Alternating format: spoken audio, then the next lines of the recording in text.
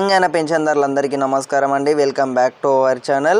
ఆసరా చేయూత పెన్షన్కి సంబంధించి 4016 రూపాయలు అలాగే 6000 రూపాయల పెన్షన్ అనేది ఎప్పుడు పెంపు చేస్తున్నారు, దివ్యాంగులకు అనేది 6016 రూపాయల పెన్షన్ అనేది ఎప్పుడు పెంపు చేస్తున్నారు, అలాగే మనకైతే చాలా అప్డేట్స్ అయితే వస్తున్నాయి అన్నమాట.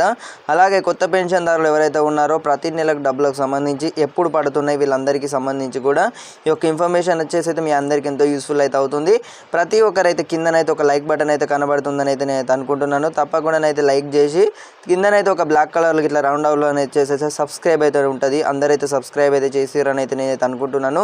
ఇక విషయంలోకి వెళ్ళినట్టయితే మనకు అంబేద్కర్ జయంతి నాడైతే ఆసరా చేయూత పెన్షన్కి సంబంధించి ముఖ్యమంత్రి రేవంత్ రెడ్డి గారు అయితే మాట్లాడినట్టయితే తెలుస్తుంది.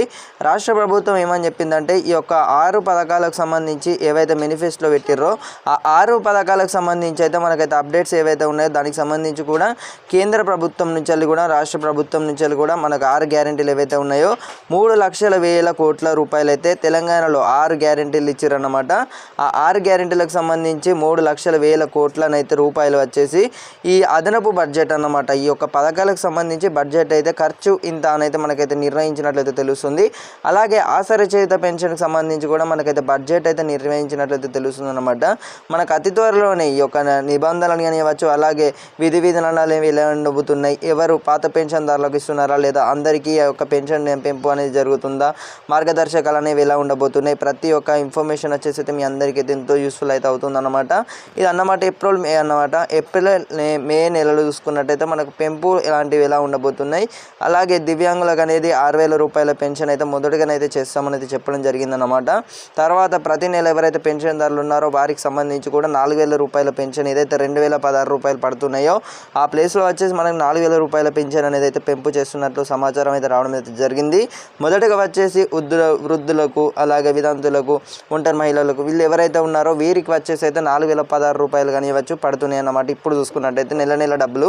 అలాగే 6,000 రూపాయల పెన్షన్ అనేది మే చివరి వారంలో వచ్చేసి అయితే ఈ యొక్క జూన్ నెలలో చూసుకున్నట్టయితే మనకైతే పెంపు చేస్తున్నట్లు మనకైతే ఫస్ట్ చూసుకున్నట్టయితే మొదటిగా ఎవరికైతే పెంపు చేస్తున్నారో వీళ్ళు ఎవరైతే వృద్ధులు వీళ్ళు ఎవరైతే ఉన్నారో వితంతులు కానివ్వచ్చు వీరికైతే పెంపు చేస్తున్నట్లయితే మనకు రాష్ట్ర ప్రభుత్వం అయితే వితంతులకు కానివ్వచ్చు అలాగే వీళ్ళందరికీ కూడా పెంపు చేస్తున్నట్లయితే మనకైతే సమాచారం అయితే రావడం అయితే జరిగిందన్నమాట. సో ఈ యొక్క ఇన్ఫర్మేషన్ మీ అందరికైతే ఎంతో యూస్ఫుల్ అయితే అయ్యిందని అయితే నేను అనుకుంటున్నాను. తప్పకుండా అయితే లైక్ బటన్ అయితే ఉంటుంది, అందరైతే లైక్ అయితే చేసుకోర్రి. తప్పకుండా అయితే ఛానల్ అయితే సబ్స్క్రైబ్ అయితే చేసుకోర్రి. వృద్ధులకు వచ్చేసి అయితే ఎంతో యూస్ఫుల్ అయితే అయ్యిందని అయితే నేను అనుకుంటున్నాను. తప్పకుండా అయితే ఈ యొక్క ఇన్ఫర్మేషన్ వారికి కూడా షేర్ చేసే ప్రయత్నం అయితే చేయండి. ప్రతి ఒక్క ఏవైతే 6 గ్యారెంటీలు ఉన్నాయో ఆ 6 గ్యారెంటీలకు సంబంధించి కూడా మనకైతే ప్రభుత్వం నుంచి అయితే బడ్జెట్ అయితే నిర్వహించినట్టయితే తెలుస్తుంది. అతి త్వరలో 6 పథకాలు అన్నమాట. ఆ 6 పథకాలకు సంబంధించి కూడా మనకు మొదటిగా చూసుకున్నట్టయితే ఆసరా చేయూత పెన్షన్, రైతు భరోసా, ఇందిరమ్మ ఇల్లు, అలాగే ఇవేవైతే కొన్ని పథకాలు ఉన్నాయో ఇవైతే అమలు చేయడం అయితే జరిగింది. ఆసరా చేయూత పెన్షన్కి సంబంధించి అయితే మనకు అప్డేట్స్ అయితే వస్తున్నాయి అన్నమాట. అతి త్వరలో కూడా మనకు మార్గదర్శకాలు అనేవి ఎలా ఉండబోతున్నాయి, ఎలా పెంపు చేస్తున్నారు, అలాగే అర్హులను ఎలా గుర్తిస్తున్నారు అనే వివరాలు అయితే మీకు ముందు తెలియజేయడం అయితే జరుగుతుంది. సో ఇదన్నమాట.